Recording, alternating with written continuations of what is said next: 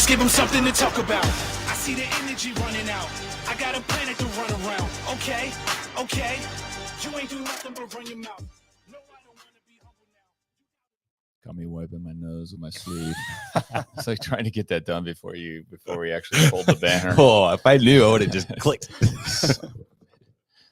You can clip that out. Sure. We're doing our best here at the PR's All Day podcast, the unofficial, totally unofficial CrossFit affiliate podcast, to get people to watch our show. We're doing a pretty good job by doing things like posting it's at 10 p.m. not 10 a.m. and then doing it at 10 a.m. You know, our true followers know.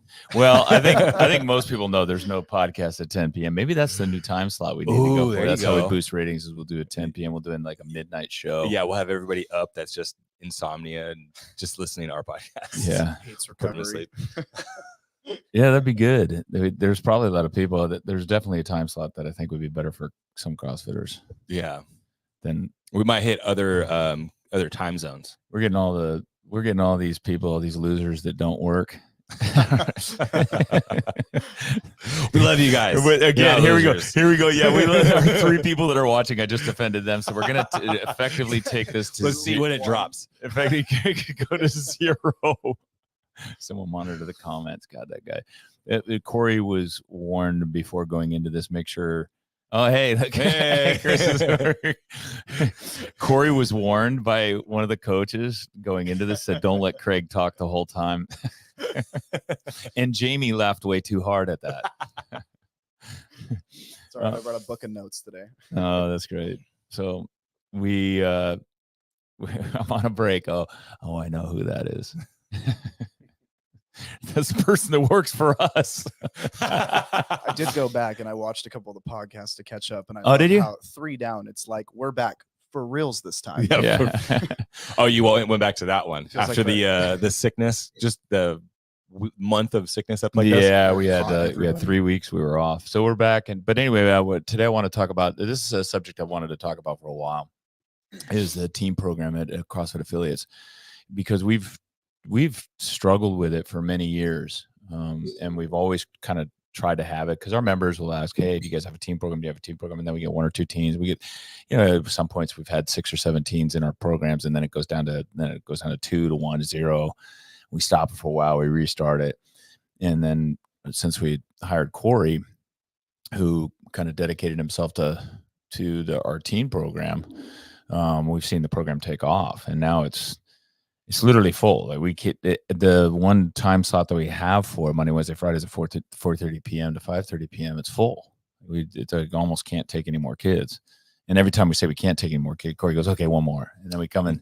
Yeah, we could do it. Strap them to the roof. Well, you just keep graduating them back into regular class. Exactly. Well, and that's cool. That's the really cool part. The best part. I do want to talk about that a little bit too, is how we graduate the teens, when the time is to graduate. I do want to talk about the ideal age for it and kind of what our parameters are, because we're very flexible. We do have guidelines on our website, and I think we say it's like I think we say 14 and above. Yeah. It's a teen program, right? Right. Generally, I have tried to take younger kids in the past, especially from our community, about 8, 9 years old. Those when they really start being able to use their bodies correctly. Before that time slot, you really want to make sure that it's a kids program. They do not understand the basics of how to use your tendons and move properly, how to feel specific parts of their body. So, around 11, they can actually understand some of that stuff, and we can start teaching them the very basics and the fundamentals, which of course is one of the most important things, right? I look at it too from a perspective of just mental maturity. Yeah, absolutely. And being able to follow directions properly. Follow directions, so they kind of come in and just shake hand around, or and I actually think worse than coming in and screwing around and playing around is the kid that comes in and is intimidated and like goes in a corner and doesn't want to participate, because that's the kid that's like not going to want to come back. Right. And one of the first things that I do when adults will bring their kids in, if I know that they're coming in ahead of time and I can meet them at the door, is I will separate the kid from the parent immediately. I tend not to talk to the parent first. I will actually address the kid as if they're an adult, not aggressively. I just simply state, hi, what's your name? reach out for a handshake or some kind of gesture that makes them feel more comfortable. And if you can get them from parent into the room with the other teens and they see that they're having a good time while they're warming up or the beginning portion of the class, they generally fall in love with it right away. And we have a very high rate of people coming in to test a class and then, Stick around. Yeah, absolutely that's staying. almost that's a good point. we do that. So anybody that comes into Diablo has to do a tour, and we include the kids with that as well. So if your teen wants to come in and do or you think your kid will want to do our teen class, they must come in and do a tour, and we ask them to come in and schedule that right before the teen class, and then come in and do the tour, and then come in and see it in operating, and you can get. That way they can make a quick assessment as to whether this is something they want to do or not. Absolutely. And that first 5-10 minutes, I mean, now we're 3 years into me leading this program, and I have the kids at a point where they will come in and start setting up the class on their own, and they associate with each other and talk in a specific way. And I think that's really important. When I first got a lot of these kids, they were very cell phone dependent, very anxiety ridden, self-conscious. Most of them did not talk to each other. And if you do any kind of basic child development studies, you understand that they learn a lot through facial expression, body gestures. Physical play is extremely important for them, specifically physical play where they are outside in the sunlight with not a limited supervision, but they have the ability to experiment with how they handle situations. And that directly goes into critical thinking for them. And it's absolutely one of the most important things that I lead with for this class.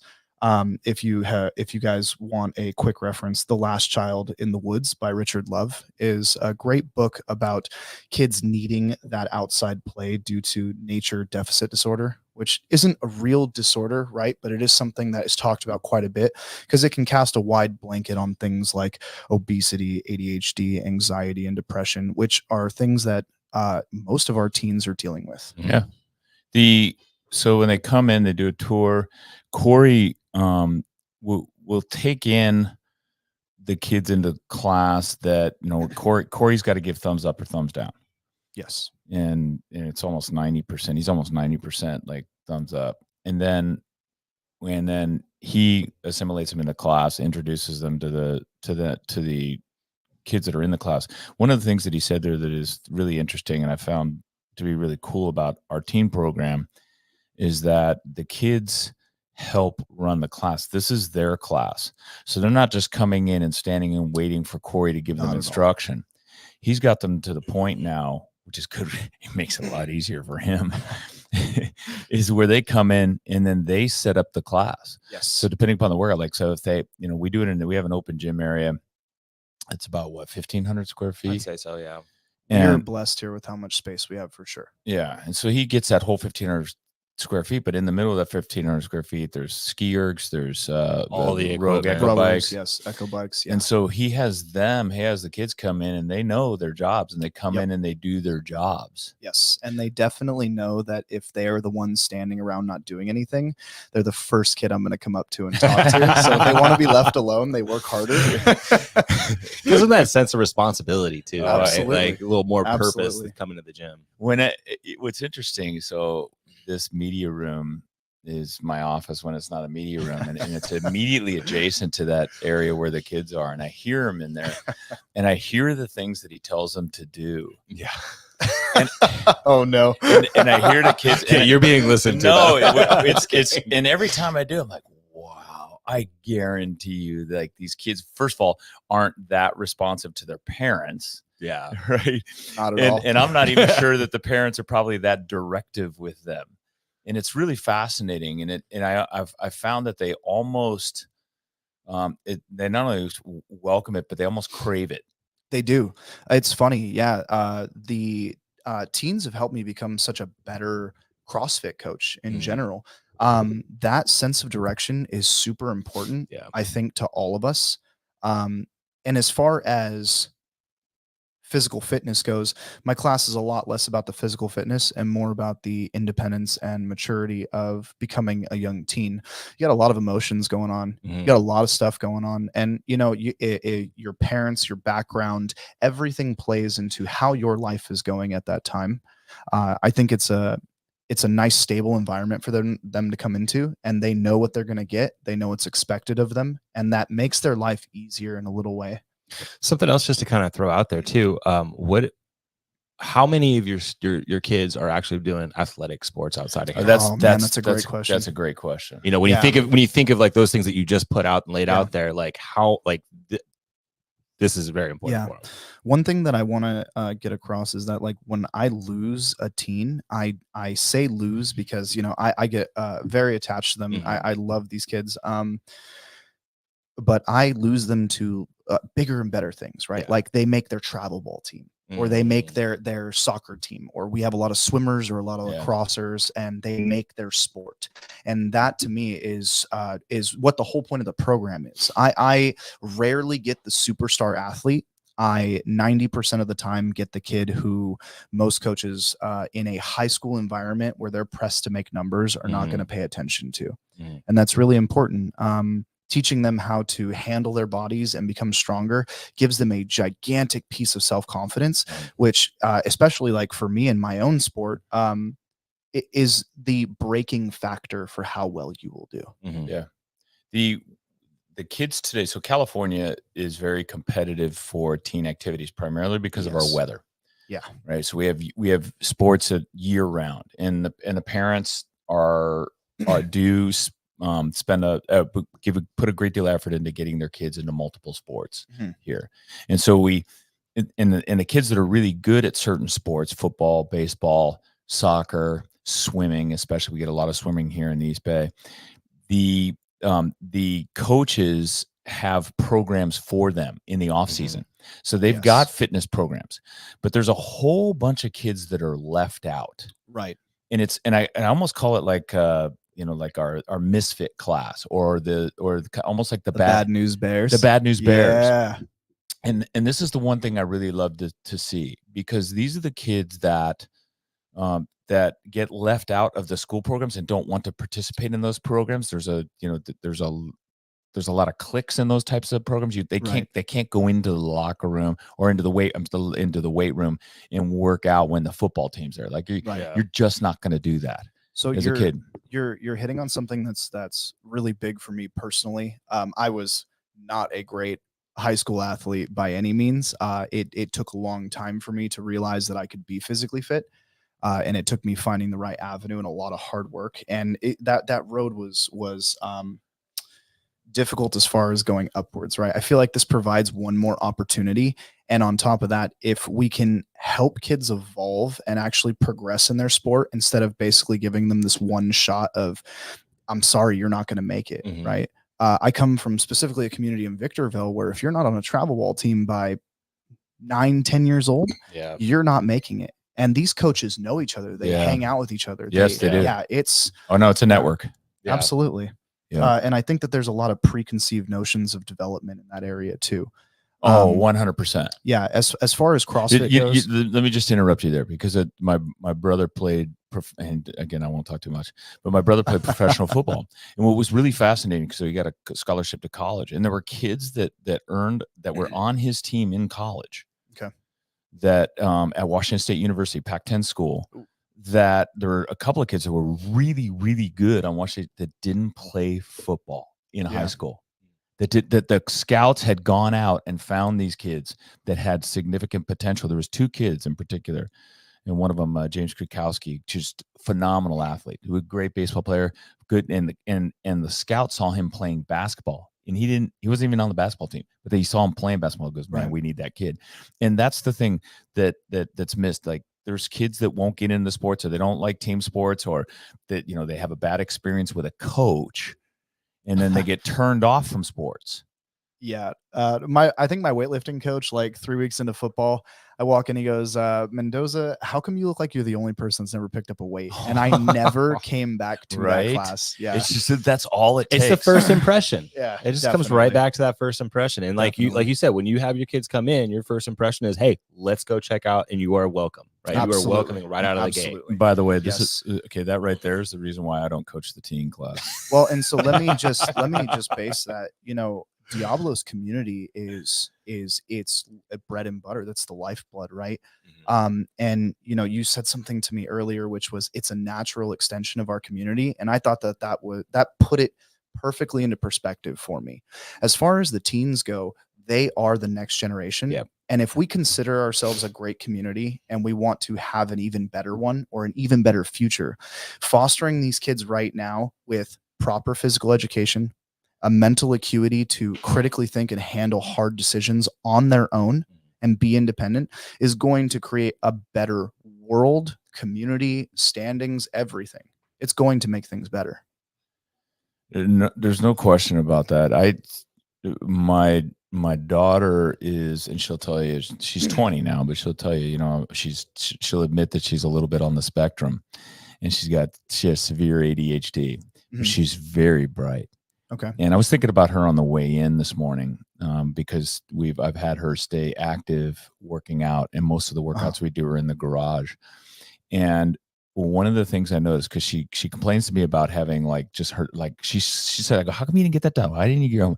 And she'll say, well, because she goes, you don't understand, my brain's going 1,000 miles an hour all the time. Yeah. And I'm like, okay, I kind of get that because I have a little bit of that, but not nearly the level she does. But when she's working out in the garage, and I usually do EMOMs with her 3 days a week, maybe 4 days a week, or we go on hikes. I noticed during that period of time, she's quiet, Calmer. Yes. Yeah. And it's that physical activity, that intense physical activity in the weightlifting, like just it quiets her. And absolutely. She likes it. She won't say she's still she likes reluctant it. to say. The other, we've had conversations. I like, look, all of this stuff is here. You know how to build these workouts now. Totally. I'd really appreciate it if you'd start doing this. And she said, yeah, she said she's going to start. But doing is it not more fun with you? That's a good point. And we do bond. That's the other part, is that we bond. relationship We bond through that process. We could talk about programming and development of children and et cetera, et cetera. Yeah. But realistically, it comes down to the leader and the person that you put into that position. I think that as a teens coach, I think that you need to be ready to give the best to yourself every day. And if you're not feeling well, this is one thing where I would call somebody and I'd be like, hey, I'm not feeling great. I probably should stay home today, because these one moment with these kids is so important. And I think it's also important that you understand that you should be able to do the things that they do. Yeah. Right. You need to lead by example with them. And it just builds a sense of camaraderie where I can have the kids Chinese fire drill the room, take everything from one side to the other, clean the room. They'll go get a vacuum. It's like but to do that, I also had to run miles with them in the beginning. Yeah. I had to play the sports with them and go to the field. I have entire days where we go to the park and we just play games. Yeah, that's interesting. I listened to Matt Schindeldecker on Savant's podcast. That he was on there two or 3 days ago, talking about their juvenile detention programs. And one of the things that he attributes to the success of that program at CrossFit Crave is that they have one of the lowest recidivism rates of any program in the juvenile detention system in the state of Ohio. And as a result, they're implementing now his program in all of the juvenile prisons throughout the state.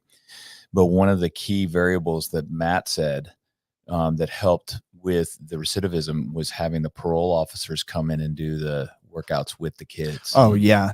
Misery breeds friends. It's something I learned a long time ago. Yeah. And you can ask both of these guys right here. I might be the biggest whiner in the gym, but I'm trying to get the work done with you because, you know, it does build that sense of camaraderie, right? Yeah. Very important to bonding with them.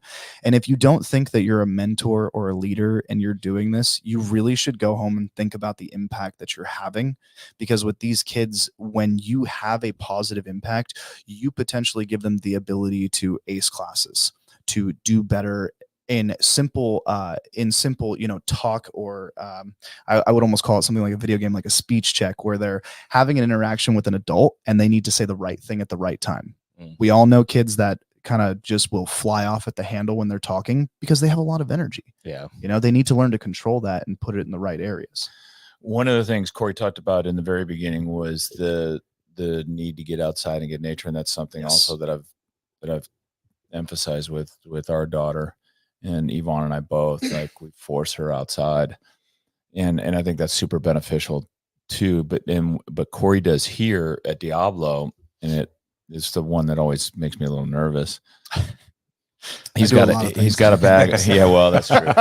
He's got a bag of dodgeballs. He's got soccer balls. He's got a football. Yeah. And he's got, you know, the one where you throw the ball and it sticks to the glove. Like, but he takes them outside every single class. At the end of it, he saves 10 minutes or 15 minutes at the end of class and takes them outside where they play some sort of game together as a group.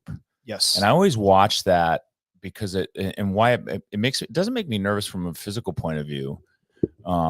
Because it's really cool to see the kids run around and throw the ball and be kids. Yeah, be kids. Exactly. That's a huge point. And he's got like 11-year-olds to 16-year-olds in there. So there's diverse physical ability and size. Yes. And they all like they're all really good with each other about it. But the part that made me really nervous when you first started it was I was worried that I was going to see a kid or two that's being excluded, right? Or not able to catch the ball, or the ball smacks them in the face when it's in the air, and then all the other kids laugh. Like I was, and you know, again, that's one of those parent things where we, you know, again, I'm guilty of being a helicopter parent. You know, you don't want to have them have that experience, and I'm thinking I don't want some kid to have that experience, and then they're going to quit and not want to do fitness anymore. Take a deep breath. Yeah, those experiences are going to happen. Yeah, absolutely. Whether they're here or outside.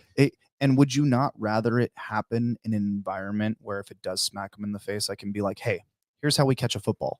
Instead of having it happen at high school when somebody smacks them in the face with the ball, 20 kids start laughing, and you build a core memory right there that immediately makes you hate a sport.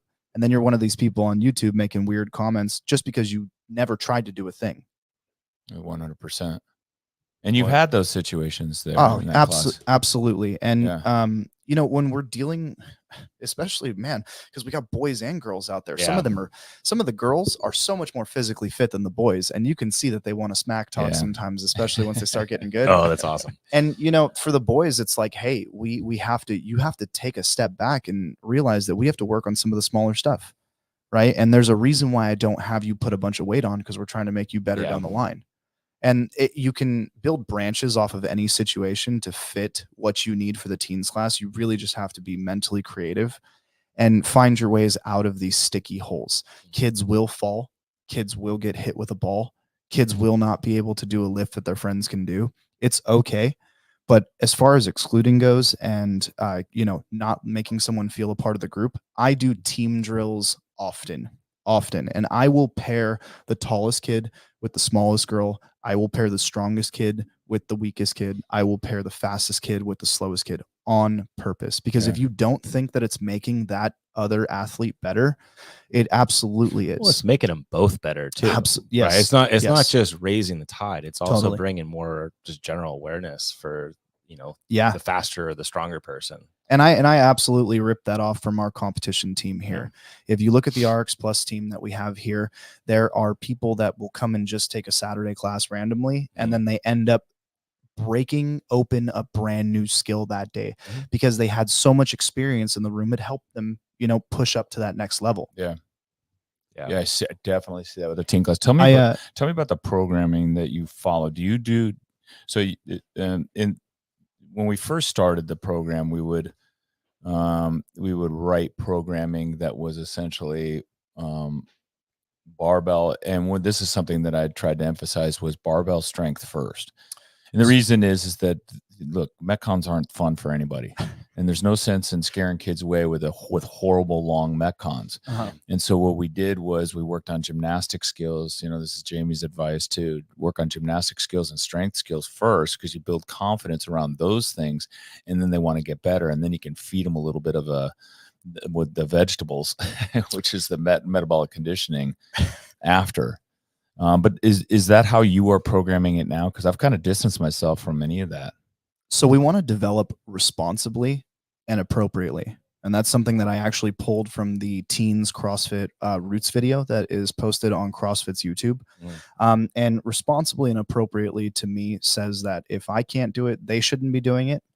And if you take any kids or CrossFit coaching certification, I know that lowered expectations is one of the first things that they coach. Mine was specifically Brand X, the original founders of the CrossFit certification. OG. Lowered expectations is about half of that certification. They are not Justin Medeiros. They are 12 years old. There's a good chance they don't know how good they are. And sometimes you actually have to hold them back a little bit so that they don't hurt themselves or do something crazy. Alessandro Pacelli is my personal programmer. And then whatever I do for the day, as far as the programming goes for competition stuff, I simply scale back. So if I have in the day pistols set up, and then I have a back squat, and then I have a long Metcon and a small accessory piece, I am going to take my main strength portion or my main skill portion. I'm going to break that down into a 10-minute section. So if it's pistols, there's no EMOM format, etc., unless I need it to be that way for class time. We're working on pistols for 10 minutes. Mostly just practice. Practice And play. Yes, practice and play. You hit it on the money. That's exactly what they say in the certification. And I think it's really important to understand that and not just spew the words, right? So if we're doing a Metcon and I see that everybody's not able to do the overhead squat, or they're having issues with the snatches, you best believe in the next week, I'm going to have a day where Touch on that. all we do is snatches or overhead squat. When it comes to teens specifically, I would say that things like the overhead squat and the kettlebell swing can be a little scary for coaches. And to that, I would say, young girls are going to be floppy fishes. Boys are going to be strong, but don't know how to use and it. Stiff. And they're really tight. Yeah, I don't get that. It's like they sit like this all day. That doesn't help, but also the fact that they're going through these growth spurts, and like the bones are going to just sprout up and the muscles haven't caught up yet. I could talk about this all day. I'm telling you, it's fascinating. but look at this one, Keith. I've had the opposite experience. My kids love Metcons. So that funny thing about the Metcons, that's pretty cool. Actually, that's a good contrast there. They have batteries that can recharge so much. Oh faster yeah. than ours. Coming up on 30 now, I'm realizing that some of the other athletes here, they can recover in a day. The teens recover in about 30 seconds. So if you have them do a wind sprint, they're good to go soon. That's why hill sprints are so fun when you're young. But yeah, I follow progressive programming's competition programming for them, and then I adapt lower expectations. And I just want to throw that out to you. If you take the CrossFit Level 2, a big piece that was instilled in me is that you do not write your programming the night before, come in and slap it on the board. You specifically write out what you want to do. You write out your time management log, and then you make sure that you account for things like a restroom break. You want to play your game, etc. So what you're saying is you do a lesson plan. I absolutely do a lesson plan the day before. Yes, it's super important. CrossFit lives, breathes, and dies on our ability to prove that what we do works, right? And what is it? Multiple modalities. You guys want to finish it for me? They say this to me all the time. Our basic tenets of CrossFit is constantly varied functional fitness over multiple modalities and domains. And I think it even goes a step further than that. When we talk about programming for the teens, we talk about fit beyond expectation, which is supposed to be our mission statement here. And that's a big piece to me because it means being fit in more than just your physical fitness. Mentally, we need to be a little stronger too. We need to have the tenacity, we need to have the camaraderie, and we need to be able to handle things like loss and maybe suffering as well. Bad things do happen, right? How do you overcome those adversities? Exactly. How do you critically think through these things? And I'm telling you, it starts with play. It is one of the most important things. You know, it's one of those obvious things that I think people are unwilling to accept, but it's also hard. And by that I mean, parents look at it and go, okay, my kid is, overweight. My kid is, sits in his room all day, looks at his phone. My kid does this. And they don't want to point to it. It's hard to accept that what your kid needs is physical activity. Absolutely. And when I grew up, it was natural to have physical activity because there wasn't those devices. Yeah. And so me and my friends, when we came home from school, it was like, we didn't even come home from school.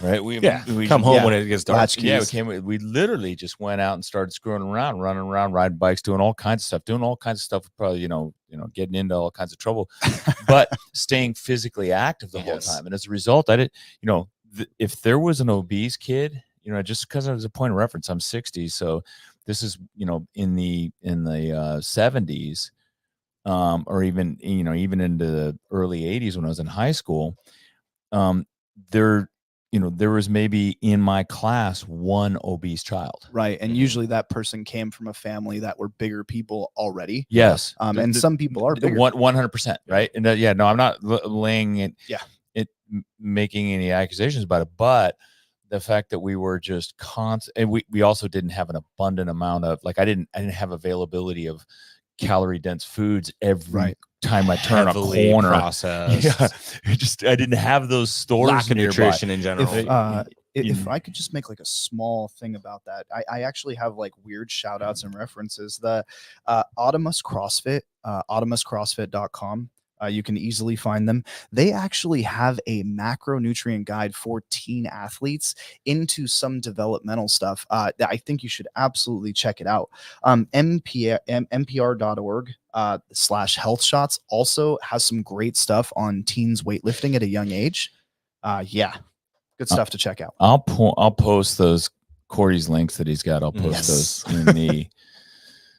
Well, I don't know. Where do I post that? In the details section or something? In the comments? No, not in the comments. In the description. In the description. I'll post. Yeah, we'll add that in the description. We'll add that into the description, so you'll be able to find those links. But I grew up in a different era when those calories weren't available and we didn't have the diversions. Like, had I grown up with the phones and everything else, chances are I'd be right where all these other kids are today. Right.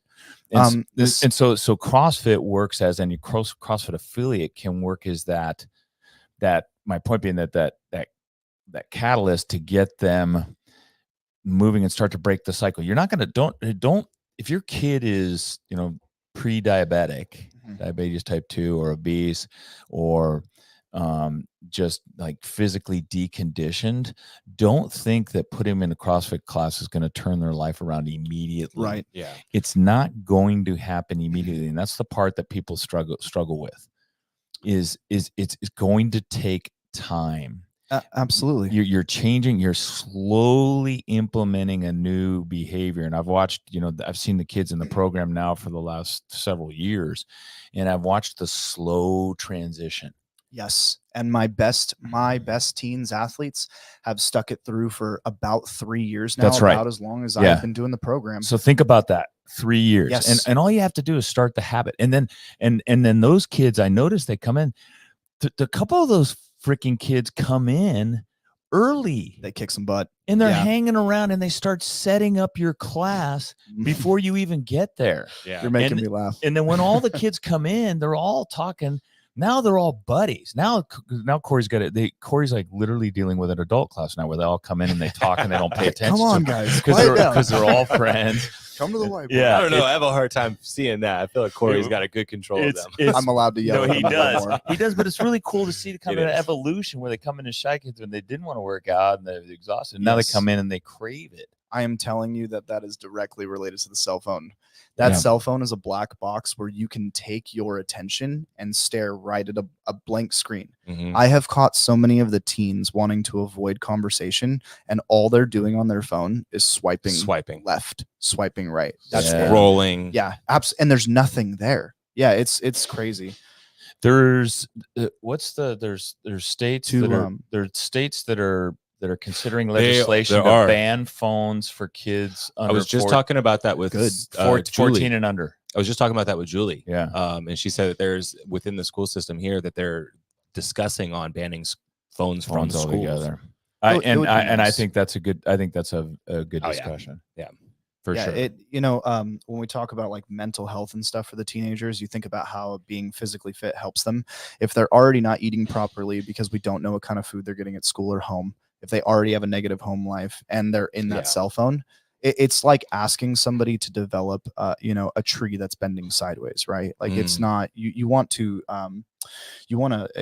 make sure you're actually taking care of them and growing these kids like, the food that you want to eat later in life, right? Because For that's what sure. you're The gonna get. phone gives them an escape and affirmation and a place to be to avoid like exposure to the things that'll make them better. And Well, a shit ton The of dopamine. challenges they're going to face. Yeah, and it gives them a Yes, little dopamine shit ton of response. Oh, they're dopamine. look, the phone companies, the social media apps, they're all brilliant at engagement. Like that's what they're designed to do. And it's amazing human innovation. It's awesome. It's unbelievable what they've done. However, well, we're hitting a good it's point. negatively impacting kids. Yeah. I mean, we're hitting a really good point right now that, a talk that I have had with both of you in this room is that when you do this, you're opening yourself up to be vulnerable. Yeah. Right. And if we close off the ability for people to be vulnerable in that personal space, there's really no way for them to ever develop their skills to talk to people. Well said. Yeah. Well said, dude. Yeah, and I'll sit here and talk about it all day, but if we really want to talk about CrossFit and virtuosity and what that means, how is it not developing the next generation of our community in the best way possible? Yeah. We talked a little bit about the programming, talked about Corey said one of the important things is that he's doing what they're doing, at least on some level, so it helps them relate. Let's talk about the kids that are coming into the program. Are there ideal kids or is it any kid? I will take any kid. The only thing I'm looking for is, do they have any kind of mental disability? And then are they so young or are they so little that they absolutely cannot handle a basic 15-pound training bar?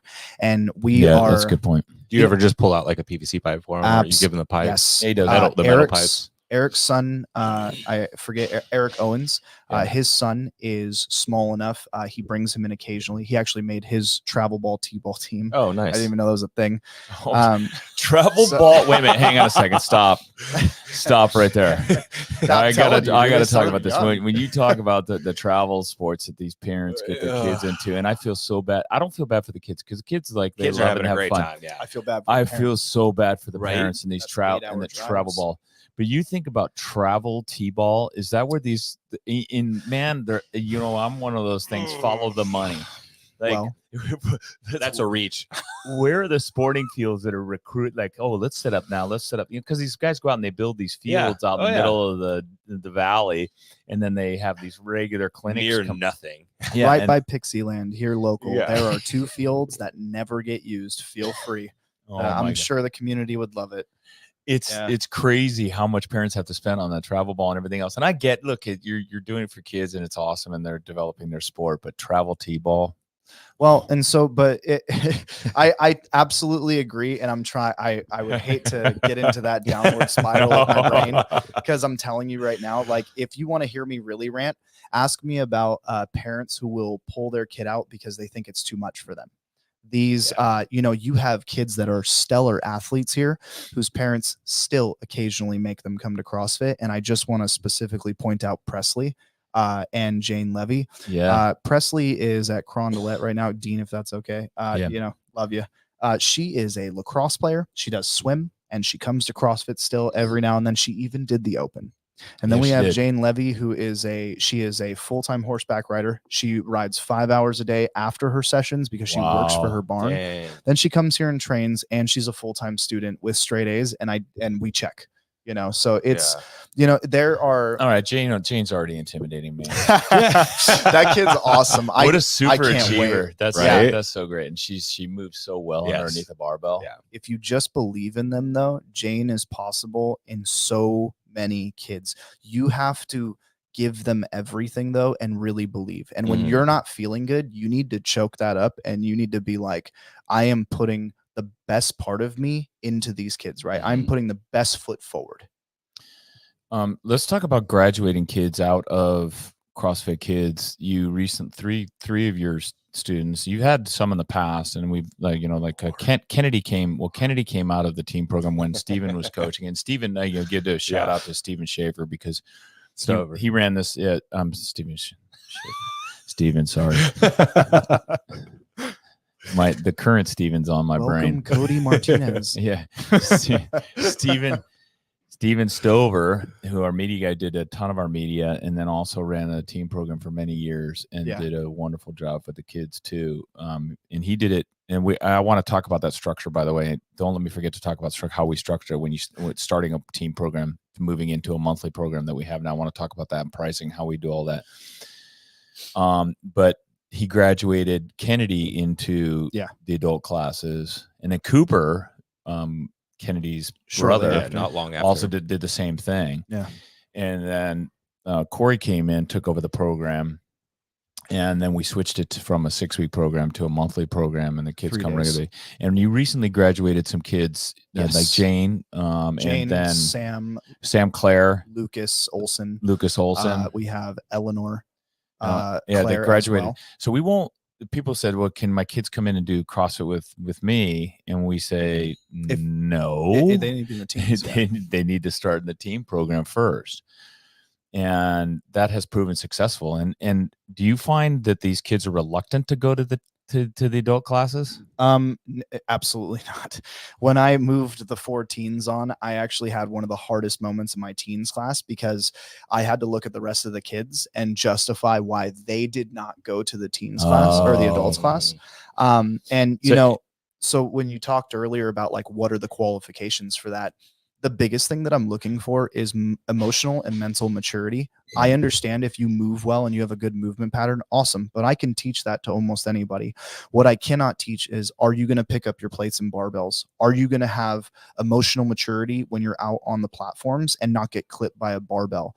Are you going to say basic things like, excuse me, or hey, right behind you? These are very important things. There is an etiquette to a CrossFit gym, especially one like Diablo, where we can have 30 people in that 430 class. And if I could just have a quick moment to state that when you're looking at your population, you need to be looking at what your busiest hours are, because I guarantee that's where you will find the most teens coming to your class. I am not free babysitting, but I am babysitting that is in the same building, teaches them skill and development, and then gives their parents the ability to go get their fitness on too, and get their fitness on.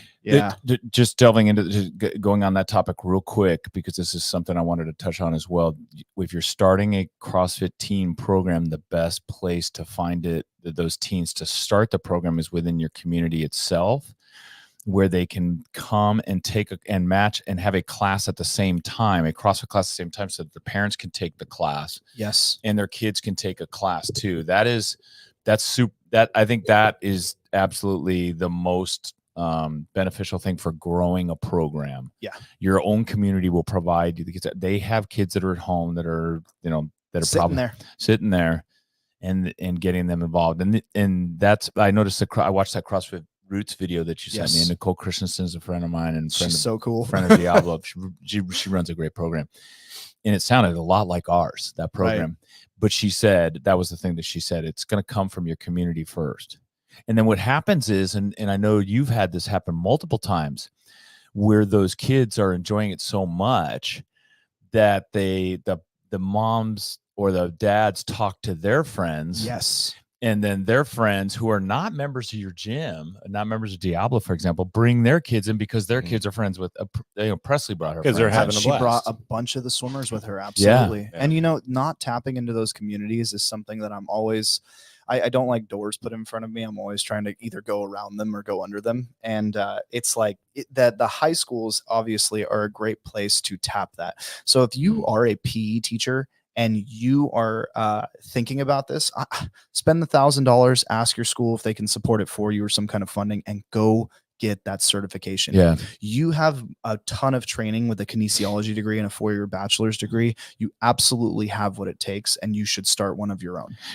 Jamie Lee and I recently spoke to a group of PE teachers out of the San Ramon School District, and that was one of the things we iterated to. Look, we're not telling you our program's any better than anybody else's, but we're getting our kids moving. And one of the reasons why is it's measurable, observable, and repeatable. Yeah.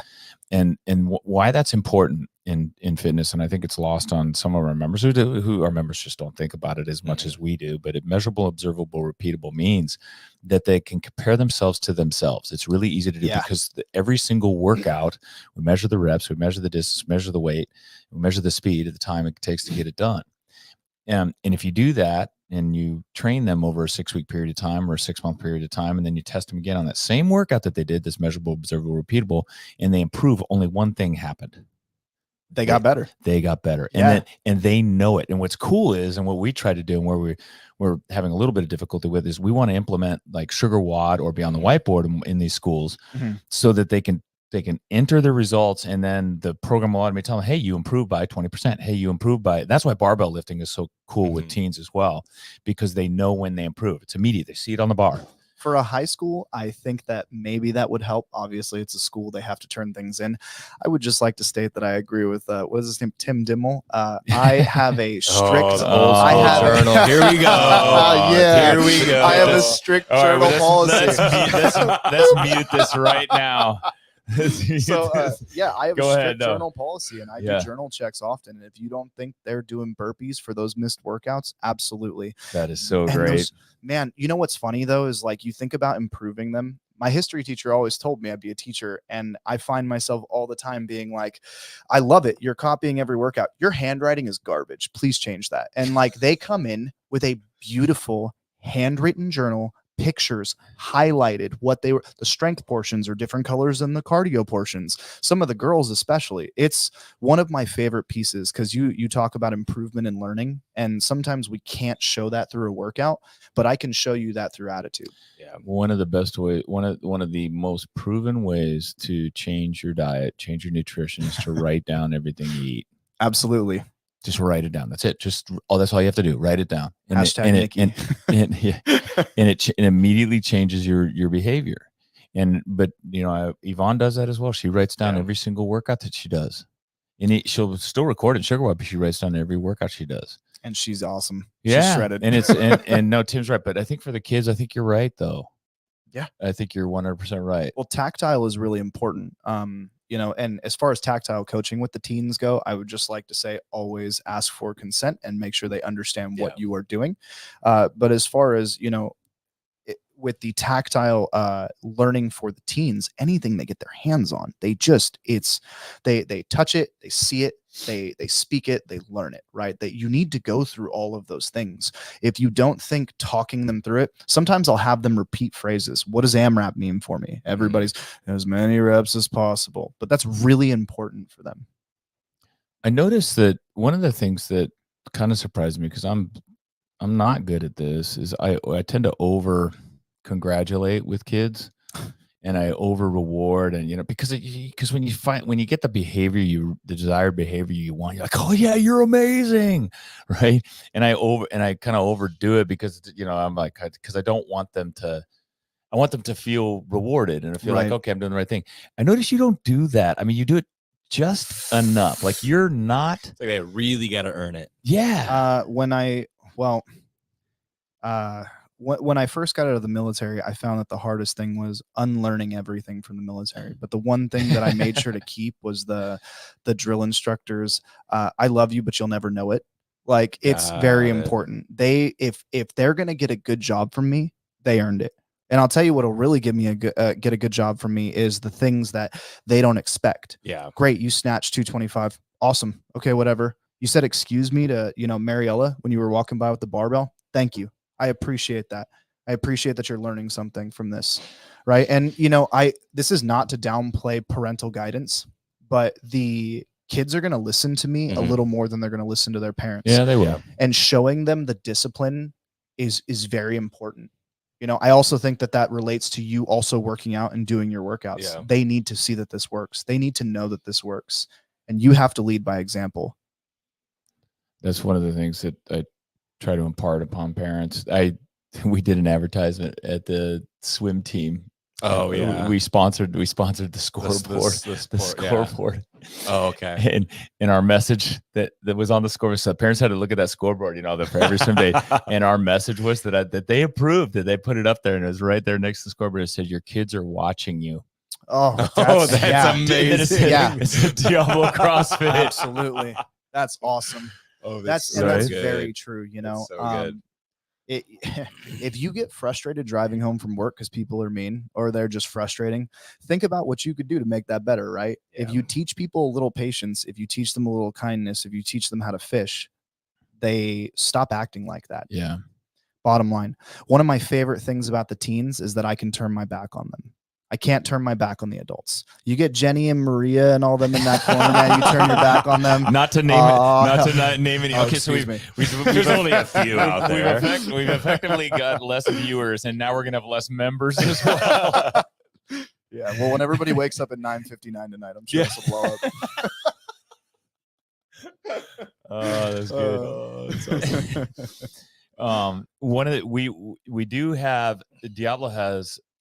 Corey talked about two things. One, kids that are very sports specific and highly trained, and then the other thing he talked about is special needs kids. And we do have those situations here at Diablo, and how we handle those is on a personal coaching basis. Yes. So especially we have special needs kids that come in, and we find and we align them with a coach that has the capacity to work with them. And for example, Chad has done a brilliant job with a couple of kids here, kids that are far on the spectrum, and helping them, keeping them moving and exercising. Really, really cool stories. Takes longer, takes a lot of patience. Chad has it. He'll do 30-minute sessions with them, for example. Those work great. The other one is the sports specific training that we do. So there are kids that come in, and I'm going to, because if you're a CrossFit affiliate and you're thinking, well, I want to, I've got kids, these kids that are like baseball players or football players or soccer players, whatever, lacrosse, and they want to get better at their sport. Don't turn that down. Because you guys know that CrossFit will make them better. We know, especially kids, it'll make them better at their sport. And they're going to learn to move a barbell the way a barbell should be moved, not the way they're taught in PE at school, which, in their defense, they've got a lot of kids, and, it's difficult to teach, and unless they have a lot of experience on their own personal, like you said, you've got to be able to do it yourself. So we do that in small group. We call it sports specific training, SST. And that's Jackson Miller takes that, and he's a, former Division I swimmer, and he has a lot of these swimmer kids that come in, and he runs a program. They come in at 6 a.m. Yes. And, dedicated. Yeah. And Corey, if he's got kids that'll come into his class that are like that, he'll refer them to that program. I would just like to point out for Jackson's class, we're teaching CrossFit in my class. We're teaching the high skill movements. Jackson's class looks a lot different. And when you do a sport professionally and you look at his class, or, you're a higher skilled educator or athlete, you're going to see Jackson works things like the transverse plane of motion most often. Which is extremely important. He's a lot more sport specific. Yeah. Absolutely. And he's coming from a background of understanding that if you don't work on these areas because of how fast they're growing, and ligament growth versus muscle growth changes base kid to kid with bone length. I mean, we can really get into the nitty gritty there. He is stopping injuries that could be major or career ending for these kids. And they've only gotten better. I wish I was as shredded as some of his teens. They're yucked. It's awesome. Yeah. It's really cool. Yeah. So that is, we run that differently, and that's, we run it almost, it's like private coaching, classes of 3 to 4 kids at a time. Corey's program is bigger, 20 kids. So we started it as a Monday, Wednesday, Friday, 4:30, because that's when they're off school, they're out of school. Most of the schools are done by 3 o'clock. Parents can get out of school, commute, or drop their kids off. Either way. Yeah, account for traffic. And that 4:30 to 5:30 slot seems to work really well for us. It may be a different time slot for you. We do like Monday, Wednesday, Friday. And do you tell the kids you want them there 3 days a week? I wait for them to have a bad class. And if this will make sense in a moment, they'll come in and they'll realize that all the teens are doing strict pull-ups, at least one, and they haven't gotten one for that class, or they're the only kid on a green band. And then I generally will be like, hey, you've been here 1 day a week, right? And I know your parents work out okay. here. You know, if we want to use any as an example, Lucas Olsen was prime, right? His mom works here, and he knew he needed to be here 3 days a week. And within doing that for 6 months, he's now in the adult class, and he's strong as hell. Yeah, Yeah. he is. Yeah, It speaks for fitness itself. His fitness has improved, and his Consistency. confidence So you wait is- for them to kind of make that connect the dots. Like, oh, if I do more, I'll get better. And they get it. They're like velociraptors. They're constantly testing your wires and testing the boundaries, and you know, and they notice things themselves. Yeah. When you talk about Yeah. exclusion for kids, you as a leader need to fight that, because they'll do it themselves. Yeah. They will try to section off or click up or group up, which again goes back to making them work with people that they may not want to work with. They're all friends because I've made them be friends. right. You know. Yeah, you do, and you notice when someone's excluding themselves or being excluded, and you bring them right back in. And if there's a real conflict or issue going on, we immediately stop and start doing burpees, or we go do wind sprints. You guys want to argue? You have the energy to argue in my class. Yes. Perfect. We're gonna go run. I've Yeah, seen let's go hit it. and every time he does that, I'm thinking, awesome. oh Dude. man, I'm gonna hear from the parents. Oh. And the parents are like, yeah, hey, kid, do another one. Faster. That's awesome. That is true. Building that bond and that kinship is so important to keeping those kids coming back on an ongoing basis. So 3 days a week. And then what we switched from, so if you're starting a program, I would recommend having a start date and an end date, because that gives parents okay, I'm not investing in this long term. I'm not sure if my kid's going to stick. Yeah. So we did it originally, either it was 4 or 6 weeks, depending upon the time of year it was, and whether or not there was like things like spring break or summer vacation, those kinds of things. So we did 6-week intervals, and then we would take a week off. So it was 6 weeks, week off, and then start a new program. And most of that week off was just to give the coach a chance to rest. Personally, though, because I'm really invested in this, Yeah. I hated that week off. Yes, he did. You lose so much with the kids. Yeah. Them being there every other day, they just start to pick it up. They just get it. They know this is what I'm supposed to do. So that's a good point. So Corey was the one that drove let's start the next program. And so then we kept doing 6-week programs, and we charged at the time, I think it was $225, $225 for 6 weeks. And let me just state really quick, as somebody who, as a young coach, I mean, I'm only in my 8th year of this, as it feels that I have been having to learn my worth. You are putting a lot of effort into these kids. Parents are paying thousands of dollars to Yes. put their kids on a travel ball team. Yes. This is what I mean by you go in there and give them your all, Yeah. and then get paid what you're worth. Yep. And it's not a matter of, if you really know what you're doing and you believe in what you're doing, it will pay off. Yeah. Mhm. You don't I'd need to worry Gladly about pay that for my daughter. that. Right, though? Yes. Yeah. And so that was 6 weeks. And then what we did then was we switched it. We just said, okay, let's just keep it going. And then we switched it to a monthly program, Yes. and we limited it to 20 kids, and we hit 20 kids in not a very much time. And we just make it a monthly membership. Now they're and for them, the kids, now they're members just like our members, and they come Yes. 3 days a week. They have access to gym 3 days a week, and it's working out great. Now what we're going to do is we'll look at it as adding other classes. Maybe we do a Mhm. Tuesday, Thursday class. Maybe we do a Tuesday, Thursday, Saturday, or maybe we do a 5:30. That's, you build upon, once you get that core class established, you build from there as that class fills up.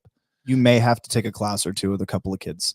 You need Yes, to suck that that's up. right. And I'm Yeah, just yeah. talking to the coaches here. Suck it up and deal with it. I'm sorry that you need to drive at peak traffic hours to get there, etc.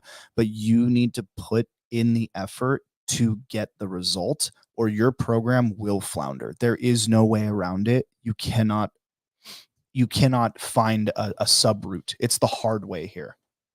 Yeah, that's well said. So start with 6 weeks or 4 weeks, and then convert it as soon as you get a critical mass. I want it the big room, whatever. Yeah. Corey wants it. And I'd love to give him the main room, but unfortunately, that 4:30 time's also become like busy the main time here at the Yeah. gym. Yeah. It's It- cool.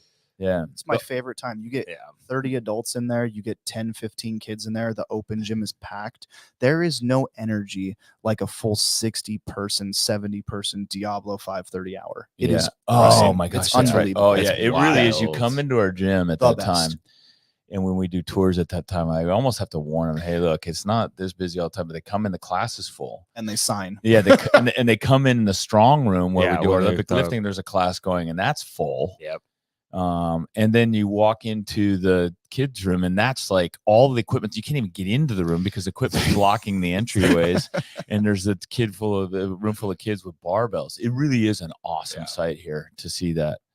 And I people say, well, it's like looking at a full restaurant as an owner. And for me, it's not. I don't look at it that way, because I think a restaurant owner looks at it as like, okay, I'm going to be able to pay the bills. I look at it as like, oh, we are influencing so many. We are changing so many lives. Yes, money is not going to do me anything. Yeah, I just don't care. It's like we are changing all of these lives. Yes, it's really freaking cool.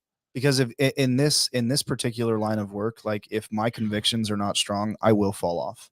Yeah. End of story. You need to believe in this. Yeah. So so make sure your coach, your coach needs to be a believer and have a passion and patience, and terrific amount of patience. We've had coaches in the past. It's just because a teen class could wear you out. Yeah. I remember Ben Wise coaching teen class, and Ben Wise is an athlete here. He stood on the podium at the games on our team. Great athlete. And I remember him teaching the teen class and coming up to my office window. It was almost kind of same setup, like, except I had the blinds up, and he comes up and he stands in front of the window, and he's got his arms up like this, and looking at the sky with his arms out. And the kids in the background, there's probably like 7 or 10 boys, and they were all over the gym floor, like they were running. It was chaos, and he had lost complete control. Nice. It is challenging. But the kids, admittedly though, the kids loved it. They had fun with it. Otherwise, they wouldn't have been there. Yeah, they loved it. And is that not like putting the best foot forward for CrossFit as well? Yeah, you have somebody 100%. growing up with that impression of, oh, CrossFit was good for me. Oh, it'll be good for my kid too. Yeah, that's important. And it'll continue on as they. I love that. Well, I mean, I want this to succeed. This is my career. You really got to think about it in that sense of, man, I need to foster this seed.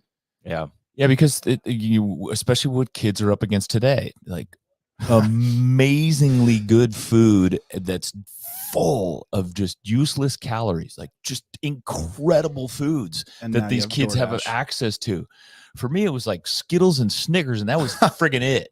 And Gatorade tasted like shit. And because it worked. Did the thing. And now I look back and I'm grateful I didn't have that just plethora of food, and then an iPhone that played video games, because I made it to my 20s before there was video games, and I love video games in my 20s. And I would have loved it as a 7, 8, 9, 10, 13, 14, 15, 16-year-old. That would have been a problem for me. It was a problem for me, straight up. Yeah. Big Final Fantasy guy right here. You ever want to talk video games, you come talk to me. By the way, Yvonne said you guys are not allowed to talk D&D. Oh, yeah. I have a Dungeons and Dragons Diablo group going. We call it Dumbbells and Dungeons. Very excited. My wife, who is also a member here, is our DM, and everybody in our party are all Olympic lifters. They're all lifters from the class. I've been trying to convert Craig for months. By the way, so you want to know what a resume for a good teen coach looks like? Right. Corey, I'm sorry. Corey just read it off. Nailed it. Just nailed it. Speaking of crowds of Diablo, because I wanted to talk about this today. I had this on the agenda. I was talking about quarterfinals coming up, and it looks like we're probably going to have about 40 of our members. We actually doing it. We had the 59 that qualified for the next level, but it looks like we'll have about 40, probably 40 to 45 athletes that are going to participate in it. And what I did, I sent out a survey to all of the athletes last week. Asking them for basically, here's some times that we're thinking about running these. And what we plan to do is to do it during when it's quiet in the gym. So in the afternoon from 1 to 3:30. And then also I'm going to kill a class at the end of the day on the Thursday and Friday. I'm going to kill a class at the end of the day so that we can have the whole gym like a 4:30, 5:30. Yeah, well, no, like a more like a 6:30. Yeah, 6:30. Okay, a little bit later, and then what we'll do is we'll set it up like a class, and we'll do heats, And then, you'll have to warm up on your own. I don't know, Jamie and I, we can talk about that. Maybe we have a warm up for people to do. Yeah, I'm sure we'll have something on the board that they can run through. And I mean, a lot of these guys have already been doing this. Yeah. They got it to this point, right? So Not me. you've got your routine. Some of them. Touche. Yeah. So we will have a direction for them. Yeah. And at the same time, the floor plans will be laid out. The logistics will be less things to think about. It's just a matter of focusing on yourself. Get yourself warm. Get yourself prepped. And get your camera set up. Yeah. No. So what we're gonna do on that GoPro. and on the cameras, we're gonna have, first of all, we'll have judges that we're judging during the open, that were some of our best judges. We're going to invite them in to come in, Tripods, and they're going to, we'll have judges there for the athletes during that class time. And then we will have, I want to have one or two other people that are members come in and help with the camera work. Nice. Because you guys know that the camera work can be the biggest headache of all of it. Well, I just want to point out too, for a lot of people, if you're listening to this podcast right now, take aware that YouTube will copyright strike your video for any music in the background. Yes. So you need to make sure a lot of things don't record silently, and any editing done to any video makes it invalid. So you cannot edit the noise out of your video. Be cognizant of that. Yeah. Big issue for me. Order a GoPro, make sure it can record more than 4 gigs. The cheapest one cannot. And if you are going to use your iPhone, clear everything. Make sure you clear your deleted files beforehand and have a second camera going. Make sure someone watches it. Nothing is worse than doing a workout and being slightly out of frame. He's right about that. If you can get a second camera on you, if you're going to move on, if you think you might be moving on to the next level, a second camera is helpful. It's critical.